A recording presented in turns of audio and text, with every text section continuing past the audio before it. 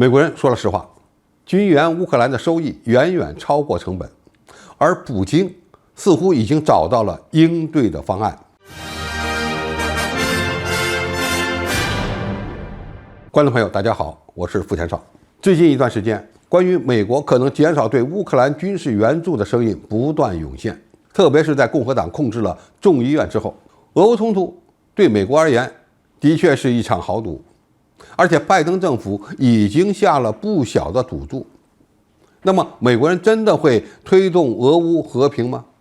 这恐怕要从美国的国家利益的维度来看。据相关的民意调查显示，认为美国为乌克兰做的太多的共和党人的数量约占48%。美国战略与国际问题研究中心最近发布报告称，美国人越来越反对继续援助乌克兰，是因为只考虑了援助的成本，而忽视了援助给美国所带来的战略利益。首先，关注援助乌克兰的成本，忽略了俄乌冲突已经成为了以俄罗斯的代理人战争，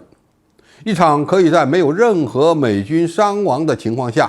进行的战争的事实。对西方国家而言，此类援助的成本很低，似乎远低于援助阿富汗政府的累计成本。他们忽视了俄罗斯比美国及其盟友穷得多的事实。美国援助乌克兰对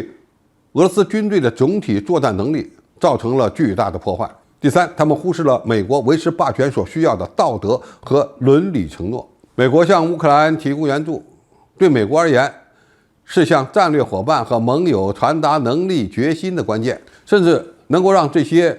盟国可以信任美国与中国的竞争。你也可以这么理解，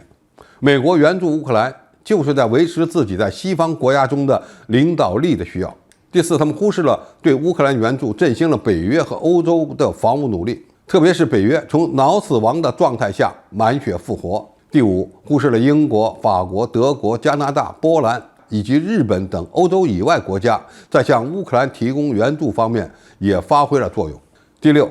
忽视了其他国家因为制裁和援助乌克兰而承受的代价比美国要大。2022年11月，美国的通货膨胀率达到了 7.7%， 英国达到了 11.1%， 德国达到了 11.6%， 而荷兰则高达 14.3%。 第七，他们忽视了乌克兰军事胜利的真正局限性，也就是俄罗斯对电力设施的消耗战。乌克兰只能在美国的大力援助下继续战斗。第八，如果美国不做出支持乌克兰的持久承诺，乌克兰就不可能以可以接受的条件赢得和平。接下来我们看看美国援助乌克兰所获得的巨大战略利益。首先，援助乌克兰可能仍然是美国及其战略伙伴在国家安全方面进行的最具成本效益的投资，而且这种投资的收益仍将大于成本。因为乌克兰军队在西方的支持下，无论是在情报、目标和通讯方面都具有一定的优势。据统计，到2021年底，北约的 GDP 总额至少为32万亿美元，约占全球经济的 45%， 是俄罗斯的18倍以上。这足以支撑他们向乌克兰提供援助，迫使俄罗斯打一场代理人战争。美国和欧洲都可以利用他们在国防开支和总经济资源方面所拥有的巨大战略优势。北约的国防开支总额是俄罗斯开支的19倍左右，所以美国领导北约对乌克兰进行援助，对美国而言有一定的经济基础，甚至可以把这样的援助长期进行下去。其次，援助乌克兰给美国军方和北约带来了巨大的战略利益。乌克兰在战争中取得的局部优势，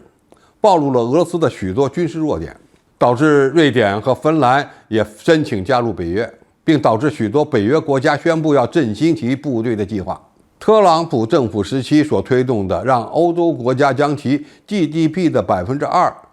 用于国防的努力，目前正在实现。更严重的是，美国利用俄乌冲突验证了如果与北约国家协同发挥作用的机制，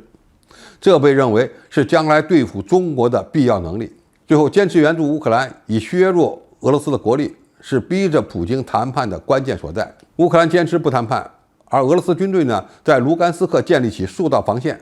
说明这场战争是美西方削弱俄罗斯战争潜力非常需要的契机。俄罗斯似乎也看清了美国在乌克兰的安全战略，普京已经找到了应对的手段。俄罗斯军队正在摧毁乌克兰足够多的民用基础设施，从而破坏其战争潜力和民众对战争的支持。到11月下旬，俄罗斯的此类袭击所造成的严重影响已经非常明显。用美国人的话说，这个冬天将关乎生存。乌克兰已经面临迄今为止战争中最黑暗的日子。俄乌冲突后续将怎么发展？美西方国家的军事援助将如何持续？值得我们密切观察。好，今天的评述就到这里，谢谢大家收看，我们下期再见。